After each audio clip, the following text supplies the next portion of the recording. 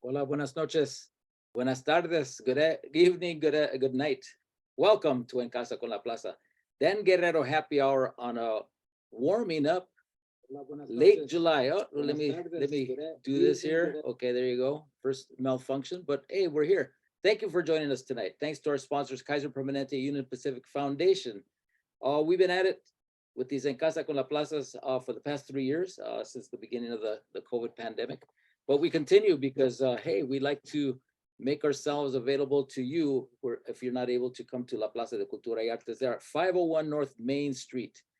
We're open this Wednesday through Sunday. We will be closed this Sunday in anticipation of Independence Day, but we're open Wednesday through Sunday most of the year, 12 to 5.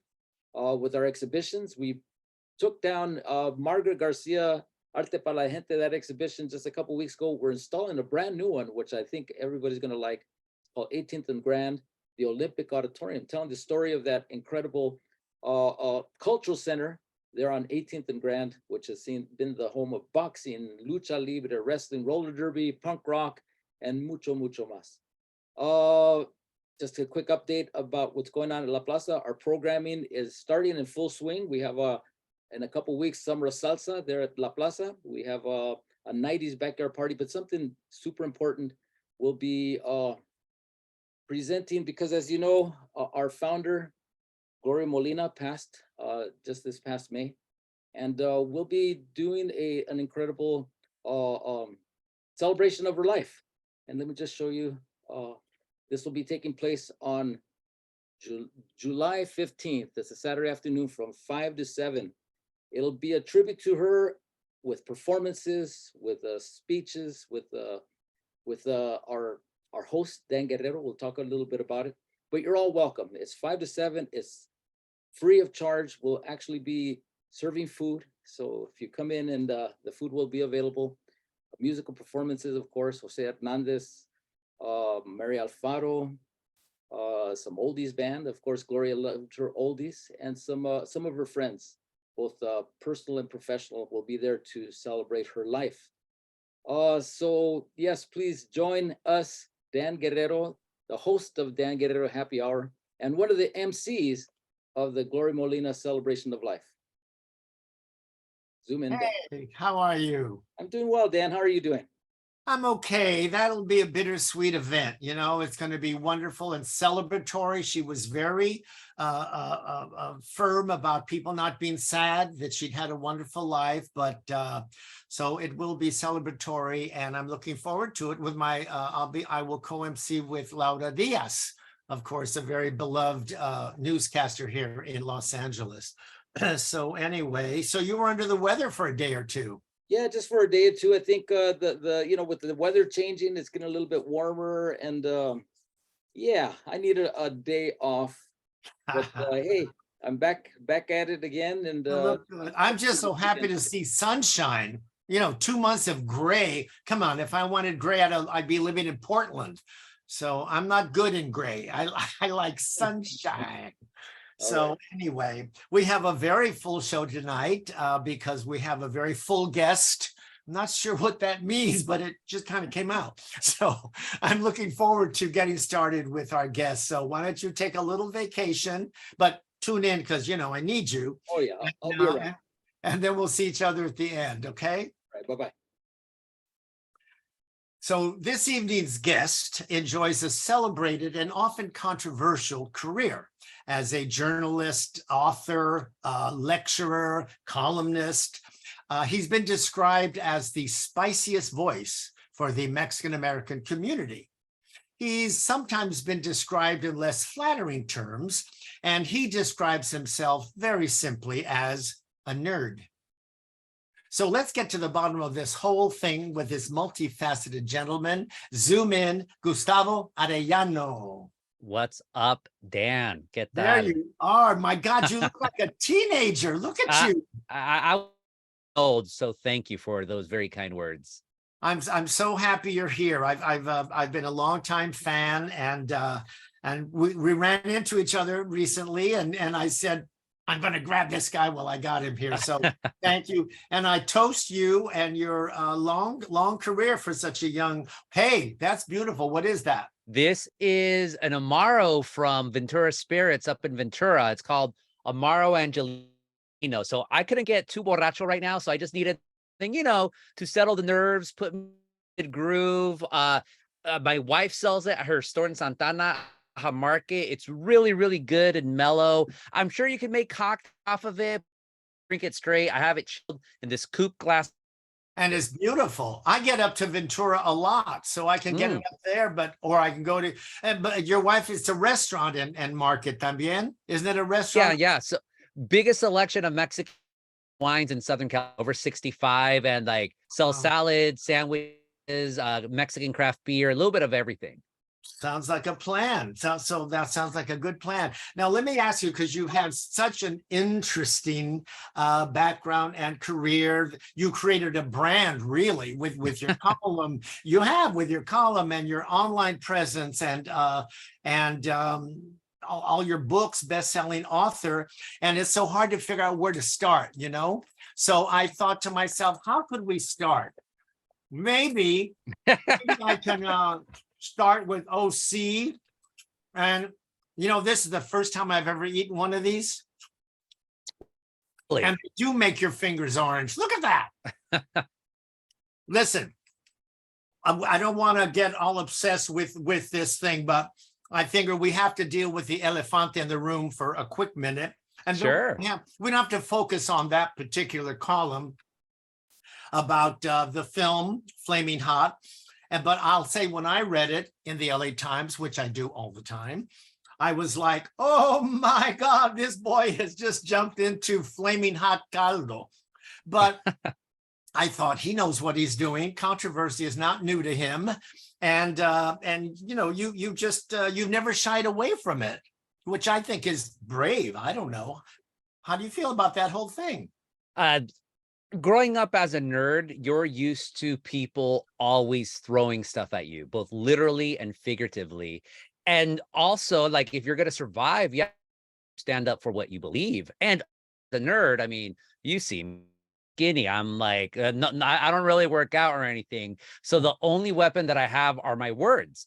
And I have, desde chiquito, I've been able to have the ability to disarm with my words, either make them laugh, make them agree with me, or make them so angry that they don't know what to do. Like I've literally, and of course, multifaceted, but I would always love to go into like Republican fundraisers or whatever in Orange County. And I was literally through the crowd, every single person there hated me, but they were so enraged with me being there, they would literally freeze and they could not do anything. Went up and, hi, how are you doing? I'm with the LA Times. So that's all. It's not easy for most. Even saying it's easy for me, but that's the talent that God gave me to be able to make people feel about something. And you got it early. We were going to talk about your growing up years early, but I did read where you developed a sharp tongue quite early because of bullying. And so now look, you made a whole career out of it. So the hell with that, right? Exactly. But also, when you are bullied, though, when you are a nerd, you also realize that there's other people, other communities or establishments that need uplifting or that need, if not protection, at least advocacy. So I would say my career has been that journalism adage: you comfort the afflicted and you afflict the comfortable, and you're friends to everyone until those people do bad, and when they do bad, then you have to attack them. I play no favorites, and I think if people know me at all or if people don't like me at all, it's because I don't play favorites. People think, and I've heard this my entire life, by the way, when you're supposed to like someone or something, and the response is, I have to prove themselves to me first. I'm not going to give anyone a pass.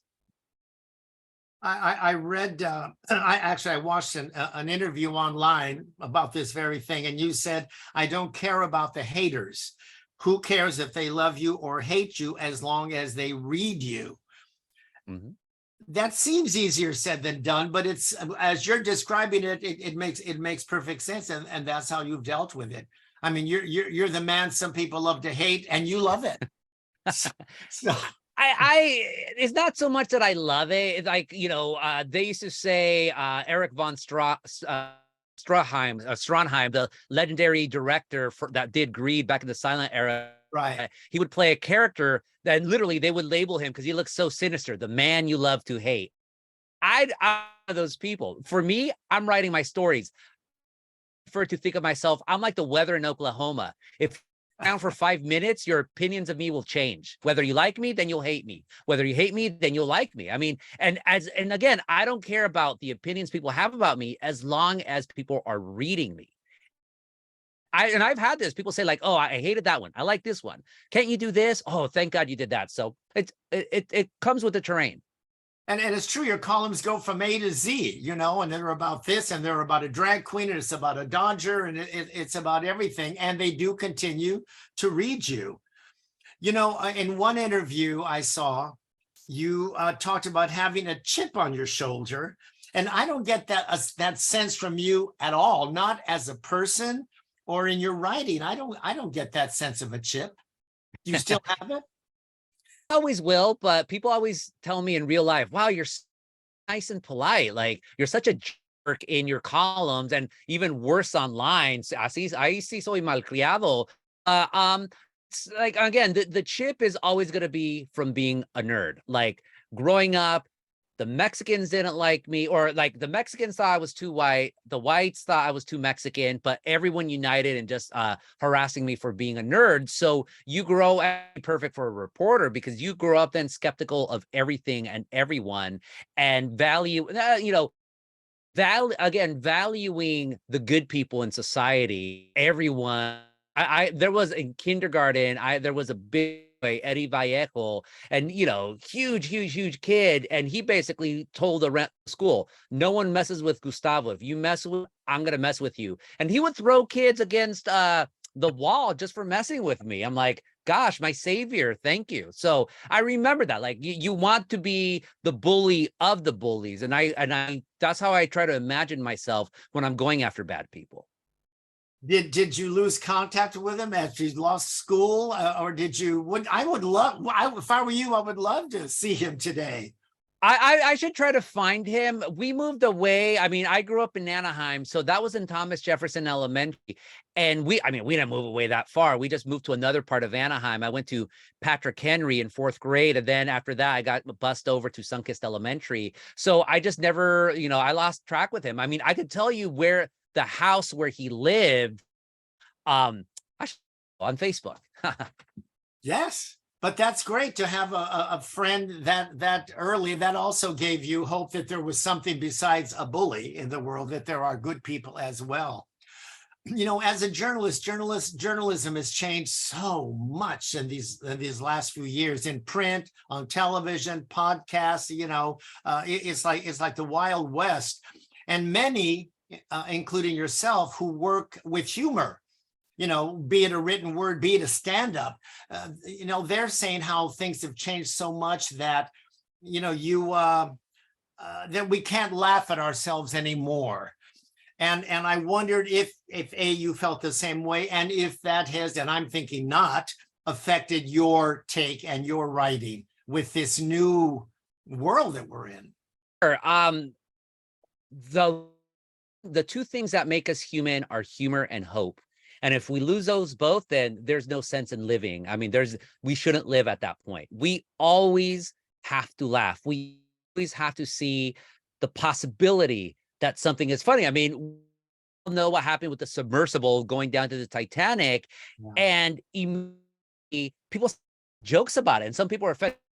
You can't joke about that, but that's the human condition. The human condition, we have to laugh at the most miserable things, because many times that's the only way we cope. It's healthy to laugh. Now, I do think the humor, I think the best humor is punching up and not down. If you're going to punch at easy targets, and I spent a little bit of time in Hollywood, and one of the best lessons I got, and I as a journalist, but especially more so when it comes to jokes, it's like, go beyond the joke. So, okay, something's easy here, go beyond, deeper, get even more into that. And so to your second question, my style did change. It had to, because I'm into Los Angeles Times. It's a quote unquote family newspaper. I came from OC Weekly, which was complete desmadre. We like take the pettiest stories and make them into outrage. Like I always say, the best story I ever did at OC Weekly, and I covered white supremacist groups. I got grand jury investigations. I covered this Catholic Church scandal. So I have serious journalism chops. But my favorite story ever, one year, I look at the starting lineup for the Angels. I'm like, I think this is the first year they have not had a Black player on their opening day roster. Let's do something about it. Oh yeah, hey, by the way, everyone, this is the first time the Angels have not had a Black player on their opening day roster. I wonder why that is. And so I offered all these theories. I got so much hate about it. Much hate, because fans are, I mean, they only have one World Series championship, so of course they're bitter about everything. But I'm like, only a mind like mine could figure that out. Only a mind like could be able to just make it into a far bigger, everyone else like, oh, what do you care? Blah, blah, blah, blah, blah. So I would not be able to do that with the Los Angeles Times. On the other hand, though, the LA Times gives me a lot of leeway in doing, like, I still think the funniest story I've done so far for the Times was when I looked, was it 2020? It was 2021. Alex Villanueva, the former to Venice, which is not his jurisdiction, and he's wearing a cowboy hat. I'm like, dude, you look silly in that cowboy hat.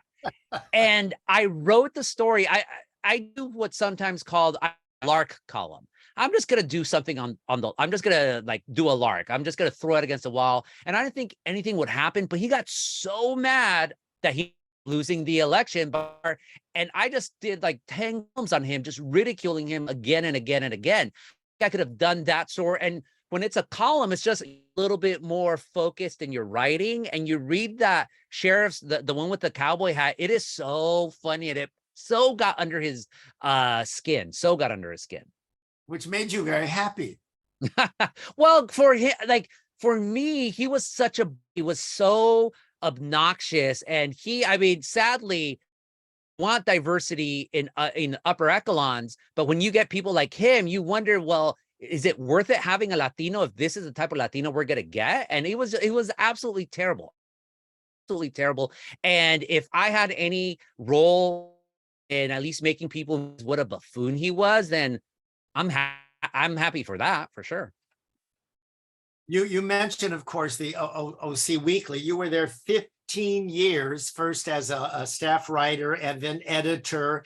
And but you got the gig in a very interesting way, because journalism was not on your schedule of life at all. Oh, I want film student. Well, I was a film student at Chapman. Then I went to be film studies. So I thought I was going to be an archivist with the Academy of Motion Pictures, Arts and Sciences library. I would have loved to just be in boxes and help people look up the films of Buster Keaton or esta Maria Felix or something. But very long story short, I saw an article in the OC Weekly in April 2000 that was called 5 Latinos We Really Like. And there was only one Latino list, and it was a Taco Bell Chihuahua dog.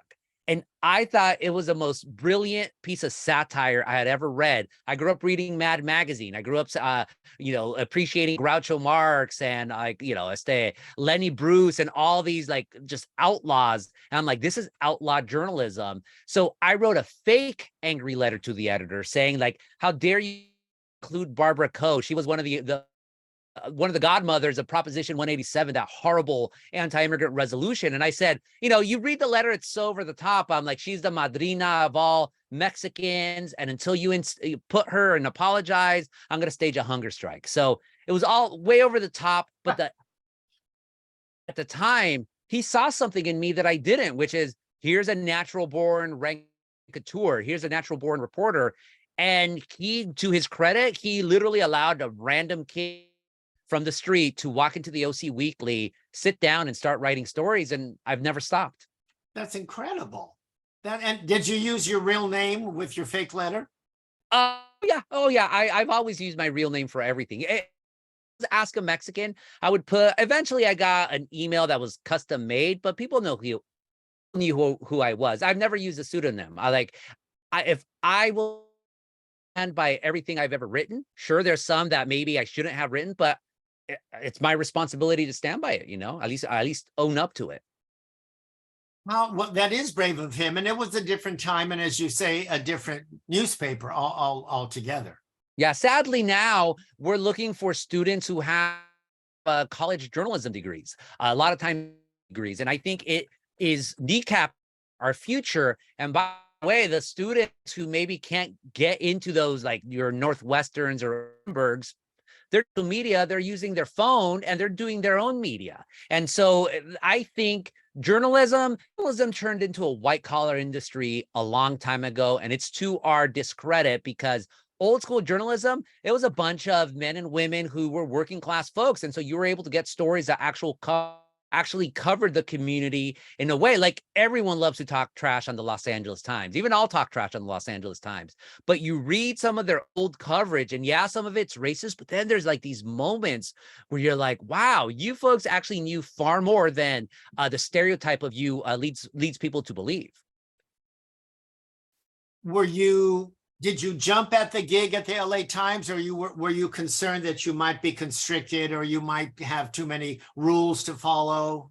When I joined LA, I told them, like I'll tell anyone who asks me to do something for them, let me do my thing. You obviously are interested in me for me. Do not try to put this square peg into a round hole, because I just won't work for you. And to the Times' credit, they have let me do almost everything I've asked them to do. And you know, the things that we've done, it's just editors being editors, you know, and we'll have discussions about it and all that. But I never felt so fundamentally constricted that I don't want to work there.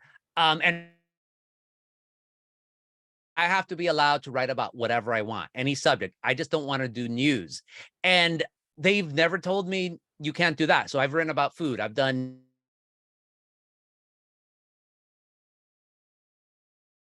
You froze on us. I wonder you have to switch to your phone, because you've been a little frozen on and off here and there, but you're totally frozen now.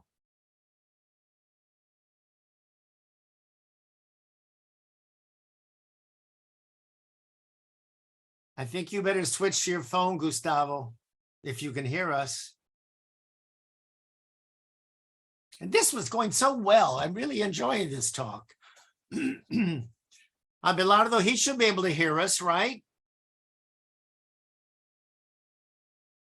Abelardo's gone too? No, I'm here.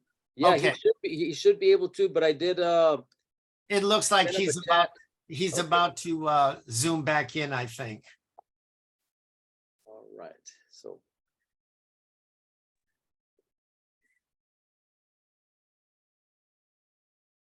we'll wait a little while. He'll be back. Here I am. Sorry. That's Que okay. les dije. Well, I have my phone ready to go just in case this happens again. So Okay, it's good now. I was going to say that it is to their credit, the LA Times did stick to what they said, because you're exactly right. People will pick someone because of their uniqueness, and then they squash it right away. Then they start to say, no, not this, not that, but they have given you free reign, as it were. yeah, and I've never understood that. It's like, and I've had for not in a full-time job. Oh, you better switch to your phone, because this is frozen again. Don't go away. Have faith, ladies and gentlemen.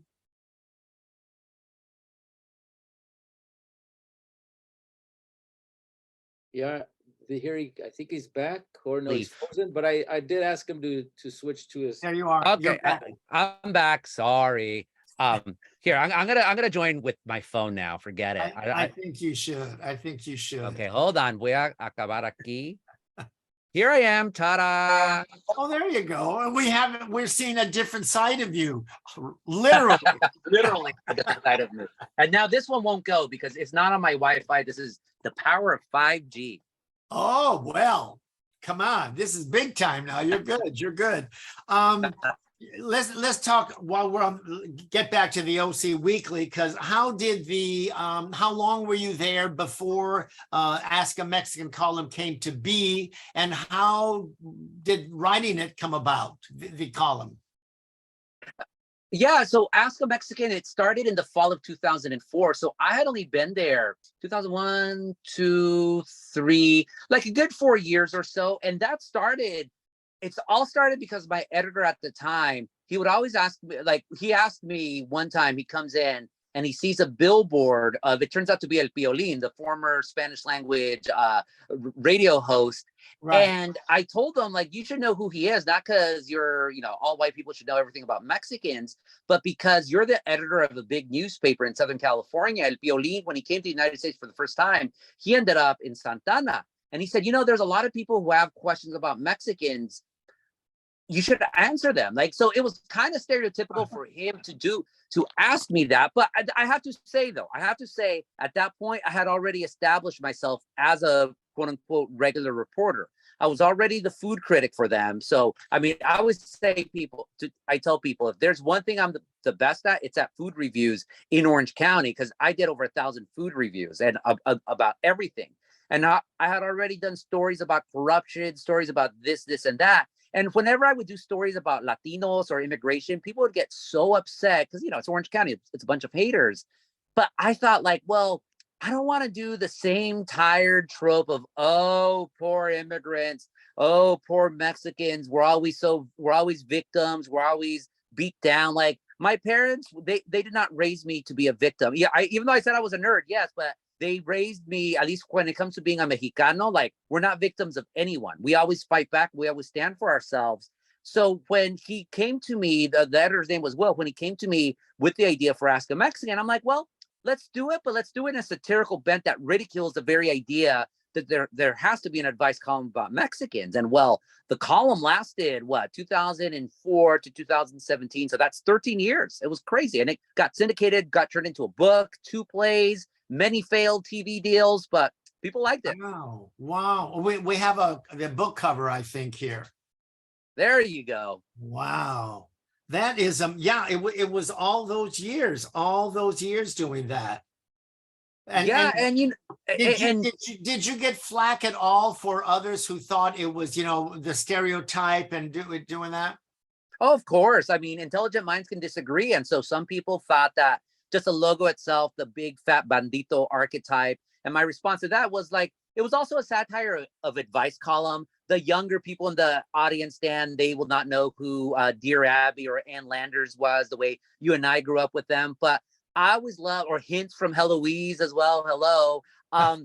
People, what I loved about those columns, that they had a certain cadence to them, and they all came with the photo of the columnist. Now, people see me, most of the time people don't think I'm Mexican. They think I'm Filipino, Italian, Persian, or whatever. So we're like, I thought to myself, if we're going to do an advice column about Mexicans, this is how people would imagine the guy to look. So boom, that's number one. So people had an issue with the logo. And then the most, I would say the most thoughtful critique would be, well, how do you not know that you're perpetuating people's racism? How do you know that racists will not come to your column to validate their racism? And my response to that was simple, that the next racist that uses my column to validate their racism is going to be the first one, because the people who hated the column the most by far were bona fide racists who saw Ask a Mexican as a savaging of white supremacy, because at the end, that's what Ask a Mexican really was. Wow. Yes. The gig ended abruptly in 2017 when you resigned. It was a big, I remember it was a huge thing. And you could not take the column or the name with you.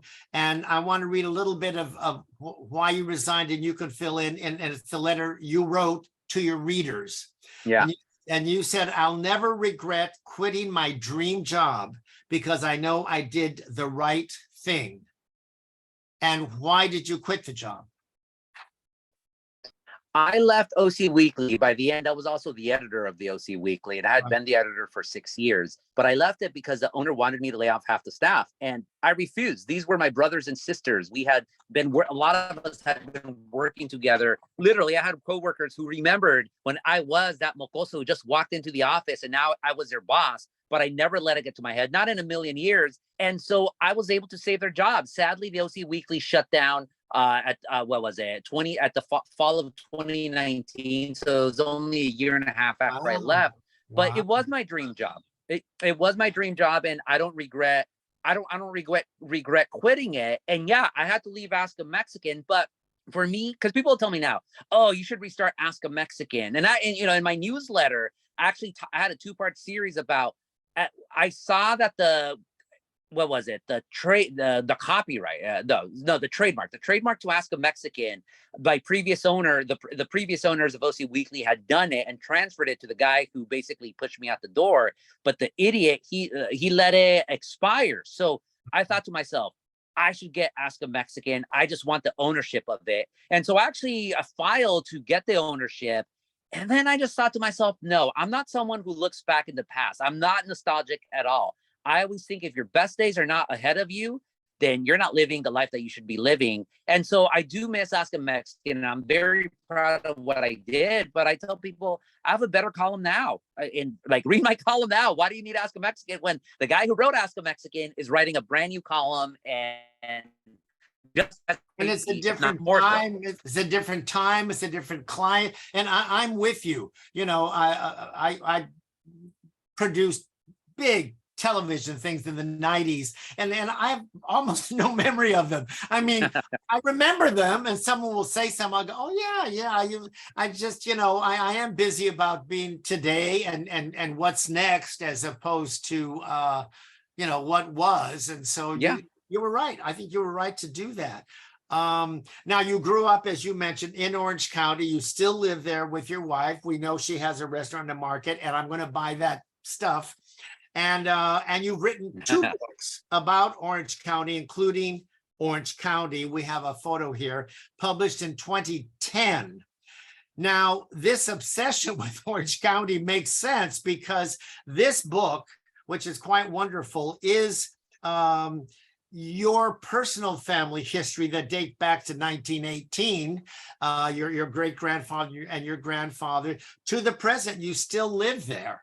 So you interwove the history of Orange County and its politics with your family trajectory, And so why was it important for you to write this book overall? When I wrote that book, Orange County was starting to get attention nationally because, stupid shows like The Real Housewives of Orange County, the OC, Arrested Development, which was a brilliant show. Yeah. But people, historically, Orange County has always been seen as what Reagan called it, the land where the place where all the good Republicans go to die. And that was never my Orange County. And then being a reporter and being a lifelong a native of Orange County, when I got the Ask a Mexican deal, it was a 2-book deal. So I said the second book should be about Orange County and try to explain it to a national audience. And also, when I was writing the book, that's when we were having all these amnesty marches. Before the marches to honor George Floyd, they were the biggest marches in U.S. history. And so there's still always this idea, Mexicans are never going to assimilate, Mexicans are never going to be American. So I wanted to tell the story of my own family because my mom was an immigrant. She came to the United States when she was 9. My grandpa grew up here, but was born in Mexico because he came with my great grandpa in 1918 to pick oranges. My dad, on the other hand, he was undocumented when he came into the United States. And so my first language was Spanish. As I wrote recently in the LA Times' The Central California newsletter, my mom always says that the reason I learned English was because I was watching, Bugs Bunny, Woody Woodpecker, Smurfs, Voltron, all the classic cartoons and the cartoons of the 80s. And so I'm very proud of that book. It sold terribly. It sold completely terribly, but whatever. And the other thing, it was more local. I knew that eventually people were going to care about Orange County history the way I did.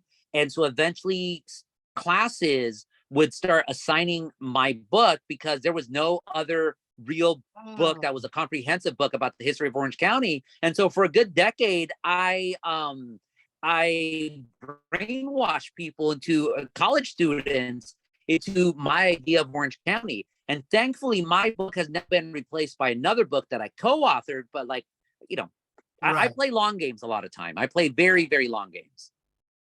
Yeah, the second book is with two other authors, right? And that's called The People's Guide to Orange County. And that's part of this amazing series that the University of California Press does about major cities and metro areas in the United States. And the first one was A People's Guide to Los Angeles, which is an awesome book. I highly recommend folks in LA to buy it.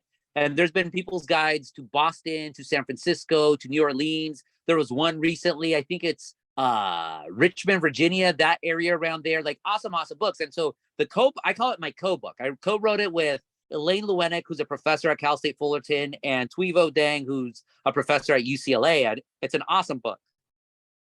Yeah, I didn't know it was from UCLA. Your grandfather, your great grandfather, and your grandfather, when they first came here to the U.S., and I'm not sure why they went to Orange County in particular, but they both.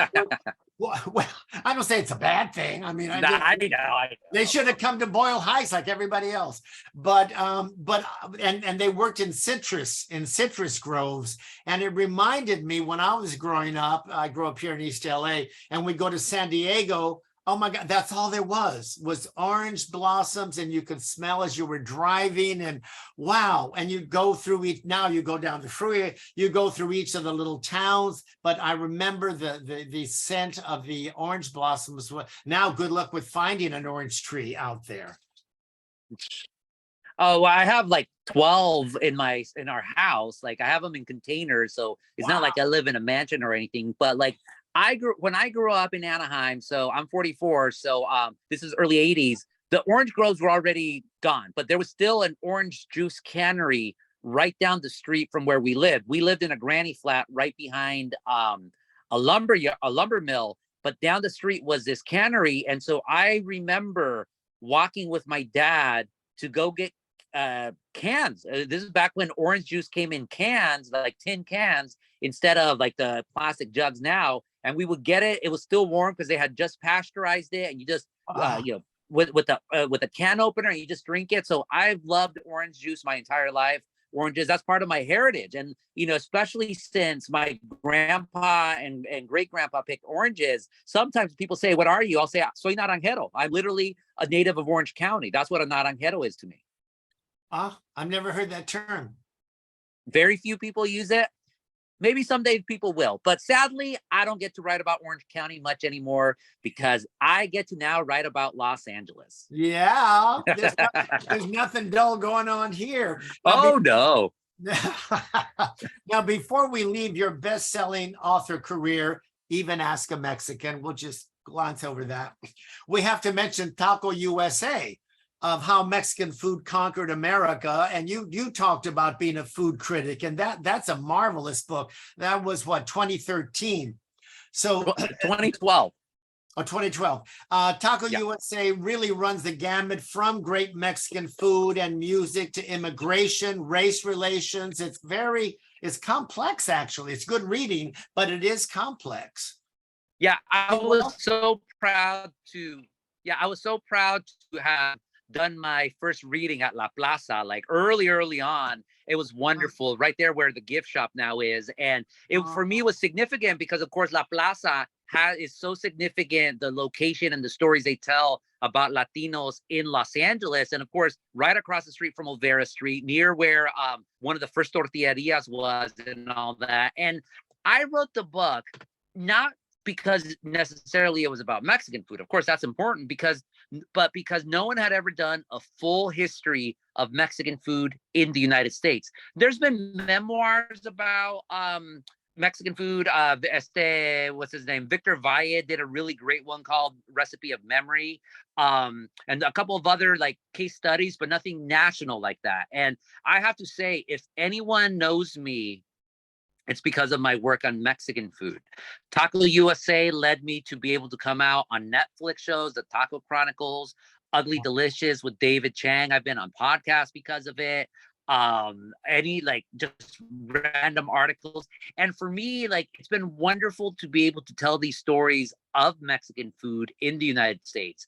Pioneers, real and imagined, trends, covering the food scene. I mean, even murder cases. Right now, there's this murder case in South Carolina where, like, this is a man, Gregorio, but you're South Carolina, so you call yourself Greg Leon. He, on Valentine's Day, I think it was 2017, he goes to this dark parking lot at 2 a.m, opens a door to a truck, and there's his wife and her lover in the act of coitus, and he kills the man, calls 911 and says, I shot my wife's lover. Read it in the LA Times, total desmadre. But for me, it wasn't just a murder mystery. The story that I told was about the history of Mexican food in the South, and also this false idea that if you make it in this country, somehow you're a better person. And I won't give away all the details, but basically I made the argument was that this man belonged to the diaspora that had been celebrated for opening so many Mexican restaurants in the United States, but it came at a certain cost. And so, yeah, so a little bit of everything with Mexican food. Wow. Now, because a lot of the book is also about race relations, immigration, how different would that book be if you wrote it today? How has that changed? Well, it's a decade later, so I think what I'd have a whole chapter on birria de res. Everyone's all crazy about birria de res. But no, the argument that I made with Taco USA was that every decade there's a trend that pops up, quote unquote, authentic. And Americans fall in love with it, and then they make it part of their diet. And then they say, okay, what's next? So when I wrote Taco USA, that's 2012, you still had this idea of like the fancy food trucks. I call them Lux Loncheras, with fusion food. That's already part of the the Angelino diet. Now it's birria de res. Now you're seeing street vendors more than ever.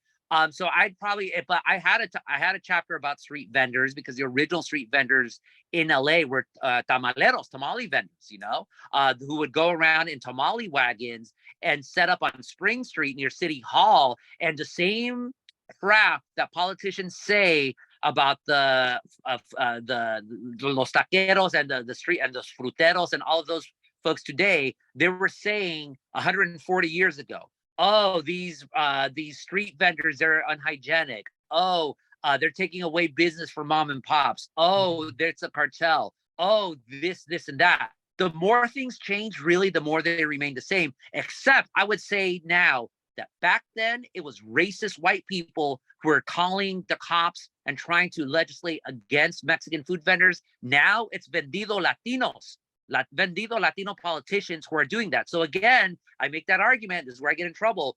What good is diversity and what good is representation if we're just like the oppressors before us? True. Wow. Maybe you need to do a new version of the book. Yeah, I see one. Yeah, you should. But in your spare time, because I as I was doing my research, I thought to myself,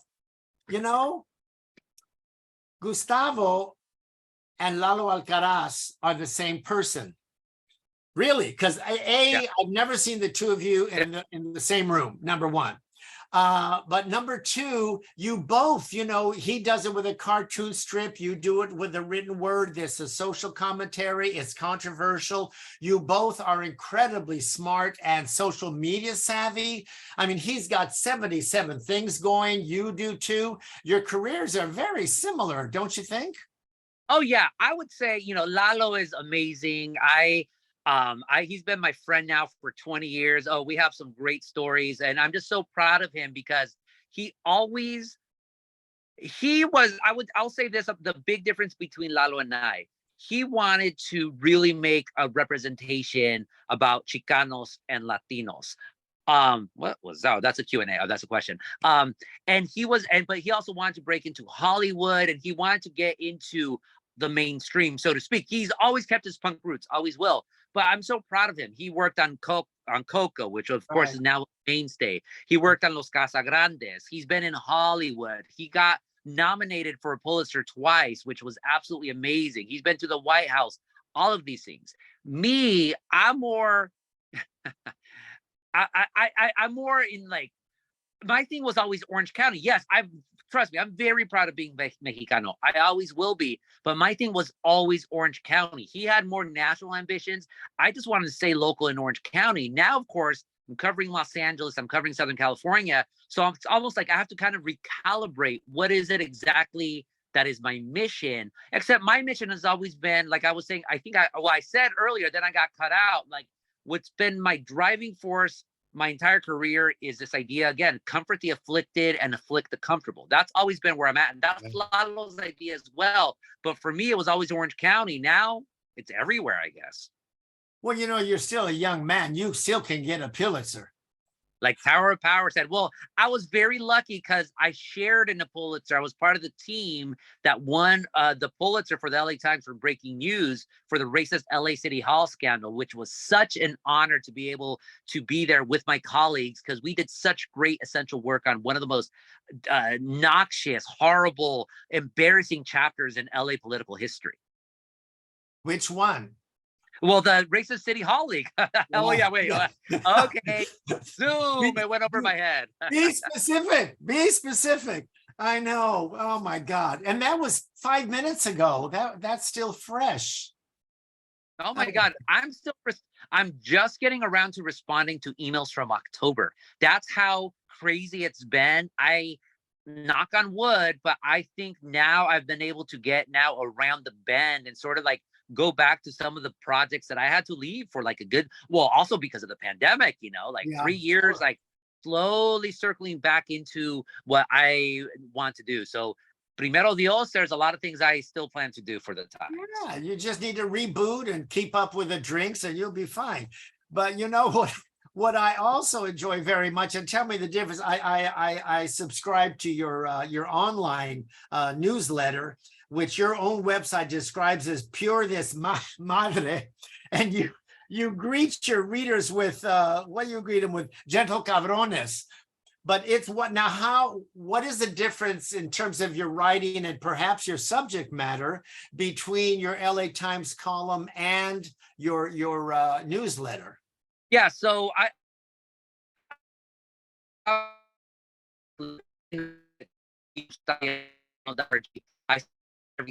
You're frozen and we're lost in 2018. You're frozen. Am I here? No, we lost the audio and you're frozen. So hopefully you'll come back in a second and you repeat what you just said. Can you hear me now? Yes. You're frozen, but we have the audio, so go for it. Well, you're frozen too, Dan. So we're both. Wait frozen. a minute. This you don't see? Oh. No, I see you frozen. Oh, now I see you. Now I see you. That's so funny. Ay, pinche internet. Okay, no, but what I was saying, like I started Gustavo Arellano's week. Lost you again. This is man. We've lost you. We're losing you again. Am I here now? Here I am. Now you're here. Now you're back. I no sé qué está pasando aquí. But anyway, so Gustavo Arellano's weekly, GustavoArellano.org. I started in 2018 because I was already getting sick of social media. I would post stories and none of my friends would like them. None of my friends would see them. So I figured I love newsletters. Let me gather everything I've done for the previous week. And if it can't just be links. Let me just write something. So I see that as my diary. Like I'll do some original reporting, but it's like I try to do lessons. I try to do cositas aquí acá. And I love writing it because I always write it 5 o'clock on a Friday. So I write it rushed. I write it just though sometimes there'll be spelling errors or whatever, but I just want it to seem literally like I'm writing a letter to you. And yeah, I've had a blast doing it, and I plan to continue doing it as long as God allows me to. It's wonderful. It's free. It's free form. I mean, like whatever's coming out is going onto the page there, and people can subscribe to it. I'm not sure how. Do you know? Do you think you can say it if you're not frozen? Yeah. I go to GustavoArellano.org. GustavoArellano.org. we're going to get to, we could talk for 3 more hours, but I think we have questions to get to. But I want to wrap this portion with a quote from you. I love throwing quotes back at people because they go, really? Did I say that? You said, you should be able to look back at your career and say, I did good. I did good. So how do you think you're doing? I'm doing good. I mean, look, again, no, I can say I'm doing good because I know what I've accomplished in my career. At the very least, every time I would do a restaurant review for mom and pop places, I would bring them so much business. So I know I helped out families and individuals on that level. When I covered the Catholic Church sex abuse scandal, I gave solace to survivors of sex abuse by ridiculing the not just the pedophile priest that assaulted them, but the bishops that covered up for those pedophile priests. I antagonized white supremacists like nothing. I got the people, I at the very least I did that. Can I have done better? 1000%. If you're not trying to improve yourself all the time, then you are an arrogant jerk. And maybe people think I'm an arrogant jerk, but I don't think so. My mom, and again, the persona of me, it's not too far removed from how I really am, except in this sense that my mom, may she rest in peace, she always taught me, like, you should be able to, make me proud. And I think I've made my mommy proud. I'm sure you have. I can guarantee it. This has been so wonderful. I thank you so, so much. Even with the frozen things. Hey, it makes it funnier. This was, we don't need to be funnier. We're already funny. So I'll thank you so, so much. Maybe you'll come back unfrozen. Whenever. Yeah, do it live. Let's do it live. Yeah. In person. You go in person. Yes, yes, yes. And then people could throw tomatoes at me too. Like that'll cost them though a $50 donation to La Plaza. I might earn a few tomatoes too. Who knows? But yeah, we should do that, Abelardo. Let's talk to Letty. That's great. We will make it happen. Yes, I love that. I love that. Anyway, we have some questions there. Well, before we do that, let's show you this. Oh, wow. There it goes. # Renew Bordertown. Wow. How'd you dig that up so fast, Abelardo? Oh, I got skills. That's a great photo. That's a great photo. Yeah, I guess you two might be friends because I'm doing research. I'm going, this is Lalo Alcaraz's career. I don't know how you all do. You both do all that you do. It's incredible to me. No, he's amazing. It has to be fun. Like people ask me, how do you do so much? And I'm like, because it's fun. If it wasn't fun, I'm at the point of my life and I'm in the point of my career where I don't have to do things. Not que soy rico or anything like that, but just on principle. I'm like, nah, if it's not fun, I'll just stick to my garden. I'll stick to helping out my wife at her store. I'll stick to my newsletter. I'll be fine. And pick lemons in your yard. Yeah, lemons, limes, Indio mandarin quats, kumquats, finger limes, Buddha's hands, blood oranges, and some avocados, I'm sure. Wow. Okay. What do we have here? Sure. We have from Maddie Julian. Could you expand on the 2 plays that Ask a Mexican inspired? So there was a play in New York, and I cannot remember his name, but it was done as a workshop, and it was pretty good. I mean, he had the premise of Ask a Mexican as a radio show. I saw it, I liked it, but it went nowhere. But then Tony Garcia from Su Teatro in Denver, one of the oldest Chicano theaters in the country, I've known him for years. So yeah, no, he's a legend. And they're just celebrating 50 years this year. So he came to me one time, or like in 2017, he's like, let's do Ask a Mexican to play. And I'm like, I trust you with it. And oh my God, we can't use the term Ask a Mexican. Instead, it's called Interview with a Mexican. And it's like a carpa. It is so, and if you know Tony's humor, it's very much aligned with mine, PG-13 and to R. But the cast was amazing.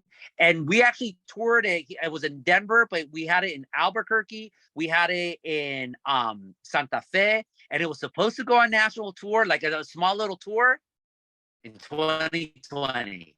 And we all know what happened in 2020. But it So could we'll see. come I gotta back. catch up with Tony. It could come back now. We could come Yeah. back now. But it was fun. People loved it. And even if you didn't know Ask a Mexican, just because of his script writing and his jokes, I mean, Tony like made this beautiful song about gentrification that was specifically about Denver, but it could transplant anywhere and it was based on the columns that I would do for Ask a Mexican, but also a little bit of his thing. And I forgot what I called like my review of it. Because I saw it Su Teatro opening night. They flew me out for it. And I think I called it a farcical romp or something like that. But it was great. It was wonderful. So yeah, those were the two plays.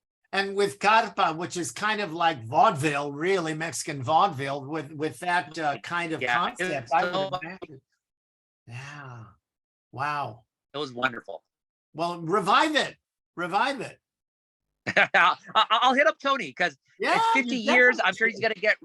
I'm sure he's gonna be ready to retire. I have to go back to Denver anyways. I have a huge fan base there. So just I'll send him a note after this. It'll be great. I'll say Dan Guerrero said revive interview with a Mexican. Yes, and I did my solo show at the Teatro years and years ago. Yeah. Something else delicious, Abelardo? Sure, we have from Andres Rivas. Why did LA Times cancel the podcast, Gustavo? The same reason why we're laying off 74 people. No money, or rather the revenue is not there. Look, we have a very generous owner in Dr. Patrick Soon-Shiong, but people do not like to lose money. He also bought it under sort of the premise that we would be self-sustaining. And sadly, the podcast, for the people who never listened to it, think of the Daily, except from the West Coast. And I had a great time doing it. It was wonderful. Sadly, it got it got canceled after 2 years. That producers for the Times, they were all assured you're going to keep your jobs. We'll just have to do, we'll think of another show for you folks. And no, within a month, they just dissolved the podcast unit, but the managers kept their jobs. Wow, what a surprise. How expensive can a podcast be? They can't be that expensive. De eso no puedo decir, but that's the reason they told us. I mean, we had listeners, we're gaining a following. I mean, they say give a podcast 3 years. They only gave us 2 years. So what are you going to do? You move on. Sure. Exactly. Well, there was a question here about if you were to write another book, what would it be about? I don't know, but I have to say this about covering Los Angeles. I, of course, my family from my dad's side, they ended up in East LA, Montebello, and Artesia and the Valley. I would go but if I knew LA at all, like the only places in LA that I would visit regularly besides where my family was Thai Town and Hollywood for all the Rock en Español shows. Then West LA because of UCLA. So I knew all names. I just never paid attention to them because I didn't cover them. And then once I got into the LA Times, I started having to know them a little bit more. And honestly, with the racist tape scandal, that's when now I have to know these names and everything. And it's just been so eye-opening covering Los Angeles. So maybe I could write a book about Los Angeles. I know there's a million books have been written about LA. None will be better than City of Quartz or El Otro Lado by Ruben Martinez, a legendary author and professor at LMU. But I don't know. I'm just very, very fascinated by how LA sees itself and how things are playing out in Los Angeles. I love LA. To quote Randy Newman, I'm not one of these people, oh, LA's horrible, violence and homeless people and all of that. I'm not one of those people. I have optimism in Los Angeles, but it's an interesting place. Very, very interesting. But Gustavo, even though many books have been written about it, with your take and how you see things, it would be a whole other thing. You absolutely should do that. Maybe we'll see. I mean, I'm only really 6 months into covering Los Angeles as an entity, and people are reading me. People are loving it. People are hating it. So when you know that you're touching nerves, that's when you're like, I'm going to touch that nerve more. I'm going to poke it more. Write it. Anything? What else? All right, well, we no more questions, but we have a few comments. Liz Espinosa, she's enjoying the discussion, watching from Altadena. Good. Samantha Black, I love your Welcome. newsletter. Samantha Black says, I love your newsletter. I look forward to it on the weekends. See, everybody loves you, Gustavo. Wonderful fan. And Andres Rivas says, loquats, nobody eats them. Nobody eats loquats, and In-N-Out is overrated. We know this. Let's not get into that. Anyway, we have Steve Saldivar.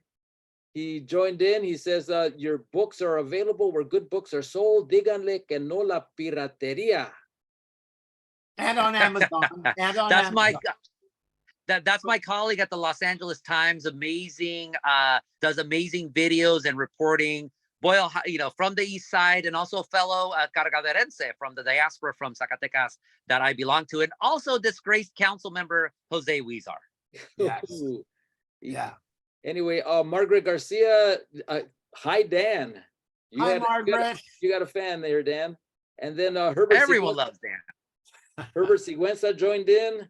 Oh, yeah. So we yeah, love Herbert. quite a few people here, but that's it for.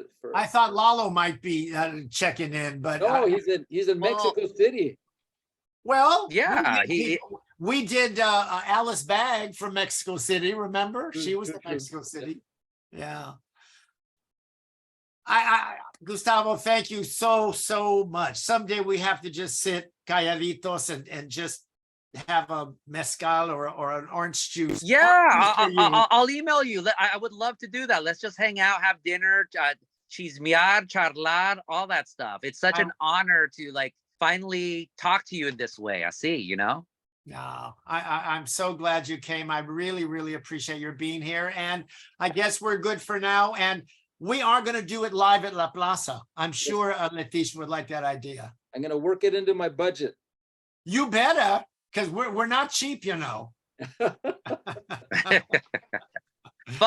You don't have to pay me anything. All proceeds for me on my end go to La Plaza, 1,000%. I'll do that. That sounds good. That sounds good. We'll make it a fundraiser. All right.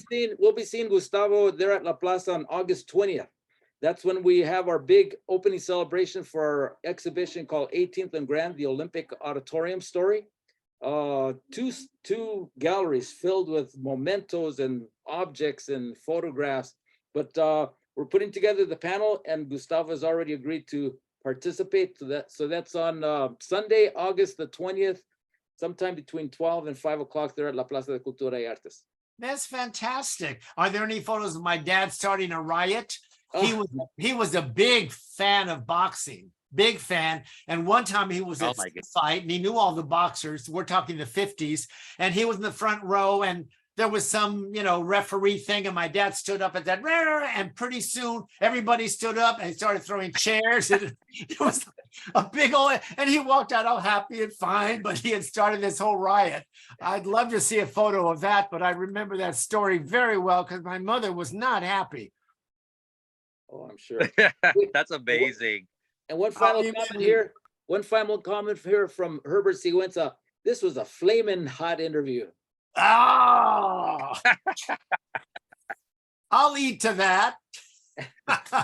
Thanks again, Gustavo. I'll be in touch. Thank you, Cleveland. Thank you all. All right. See you soon. Thank you, Gustavo. Thank you, Dan. We'll see you in a couple of weeks.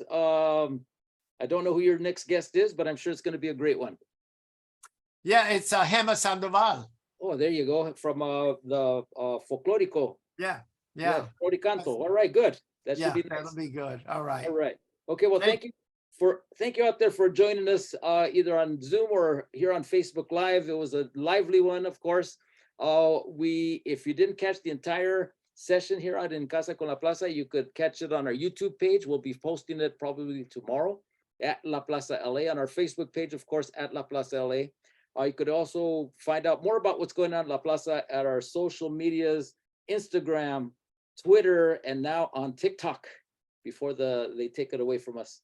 So thank you again to our sponsors, Union Pacific Foundation, Kaiser Permanente, and to the staff and board and everybody there at La Plaza de Cultura y Artes.